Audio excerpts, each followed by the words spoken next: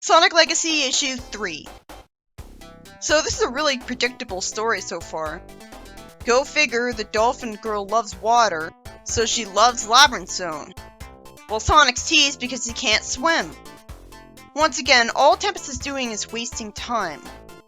Now, is there anything original about this at all that's worth showing off? Sonic has to swing on a vine again and get her off the water slide, which she was having fun with. He reveals that the slide was going to send them into a spike trap instead of being the only way forwards. So if Sonic had gone with what she was doing instead of acting independently, she'd have gotten him killed. Then after seeing some skeletons on an altar, Sonic steps on something and they fall pretty far, and she has to save him from the water, and he's realistically coughing afterwards. It turns out the radar is getting no signal when it's deep underground. But since it's a Chaos Emerald radar, I don't see how that makes sense. She should have concluded that it's getting no signal because there's no emerald nearby. As Sonic's hanging from something, he worries that she's abandoning him. And she says that she wanted to concentrate, and she was using echolocation, which helps her find the exit. So she drags him underwater, and Sonic thinks that she's almost as fast underwater as he is on land. She avoids the spears in the wall and says that up ahead is a maze, so since dolphins do need air, unlike other sea creatures, she couldn't stay underwater long enough to figure out the way through the maze without drowning. She'd be more useful if she could breathe underwater and above water. That's kind of what I'd expect from a talking sea creature, thanks to my memories of Zora's from Twilight Princess. But it takes advantage of her being a dolphin properly. After Sonic despairs because he's scared of water, they see a green glowing ball of light, and she thinks he's just hallucinating. This just reminds me of Sonic the comic, and how Sonic was accused of hallucinating to call. And he calls him a herald and tells him to follow him. Why can only he see the green to call light? That's mean to him. He has to run away from some rushing water holding her hand, and the water ends up sending them down into an underwater tunnel, where robots have been chasing them ever since they were above water. Though it looked like it was just being washed along the water with them at first. She's worried because there's no air pockets anywhere, realistically. So the only way Sonic can get some air is for her to give him some. And she naturally hopes he won't read into this. Better than Sonic and Elise, but not by much because she can't survive above the water for very long. Is this a cliche? I know it happened in Shark Boy vs. Lava Girl too.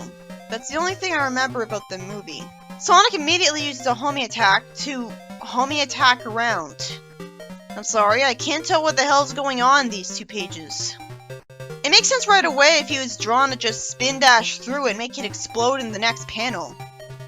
It's showing him in two positions at once in that first panel. There's some little rocks scattering away from him. Then a rock ends up smacking into something that's made of metal. What's going on? Then there's a boom sound effect, and the eyes of the robot look scared while the rest of the robot is nothing but a black square that looks jarring. Like it's just a censorship black square. She needs Sonic to grab her as she starts blacking out, thinking that she must have given Sonic too much air.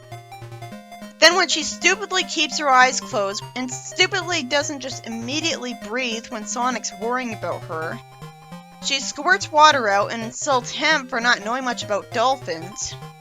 When you can't really blame him when she was acting unconscious for no reason, and she still needs air just like him. After that, they waste their time stating the obvious because they're talking to each other and go towards Scrap Brain Zone. Sonic could have just run towards it at Sonic speed and progressed the plot much faster. Then 3 entire panels are blatantly wasted on Eggman having stereotypical villain dialogue and nothing happening. They shouldn't have shown his face in the last page. We already know what it looks like.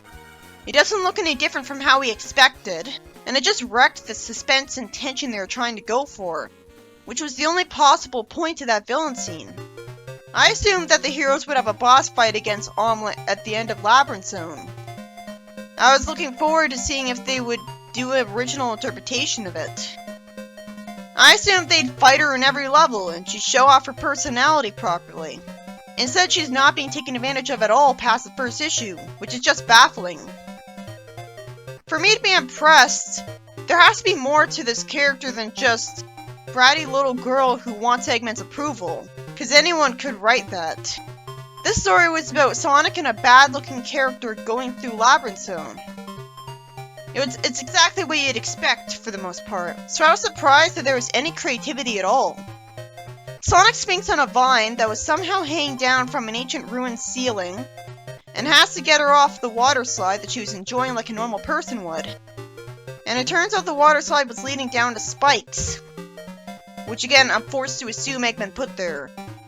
At some point, they have to go through an underwater tunnel with rushing water, and Sonic needs some air from her in a shipping moment. And I guess he takes advantage of that to make sure the giant machine chasing them doesn't catch up to them and kill them. I don't really remember much of a Badnik presence. For the most part, it's just Labyrinth Zone, as uncreative as possible. There was this altar full of skeletons, and the people there are trying to keep something in, but it's not explained further, so I don't care. Why did the green Tikal fairy only let Sonic see him? And he's just there to guide them, but that could have been the only way forwards. Those things were new to Sonic 1, but totally pointless to the story. It was obvious that Tempest was going to be useful because she can swim and Sonic can't. But I won't be very impressed if she'll be useless from now on, because other than that, she just slowed Sonic down. Sonic made it through Labyrinth Zone by himself just fine in every other incarnation of it.